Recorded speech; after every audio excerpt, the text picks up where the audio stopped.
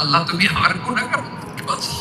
বিশ্বনবী পাগলের মতো একবার হাউজে কাউসারে যাবেন, একবার সিরাতে যাবেন, একবার পুলসিরাতের দিকে, একবার হাউজে কাউসারের দিকে পাগলের মতো দৌড়াতে থাকবেন।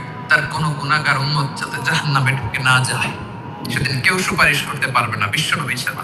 কিয়ামতের ময়দানে ওই বিভীষিকাময় সময়ে মুসিবতের কালে মানুষগুলো পাগল হয়ে বিশ্বনবীকে খুঁজতে আরম্ভ করবে। সবাই মিলে বিশ্বনবীর কাছে যেয়ে বলবে, ইয়া রাহমাতাল লিল আলামিন, ইয়া খাতামান নবীন, রাহমাতাল লিল আলামিন। দেখেন আমাদের কি অবস্থা, কি কঠিন বিপদে আমরা আছি, দাঁড়াতে পারি না, সূর্যের আলোতে ঘেমে হয়রান।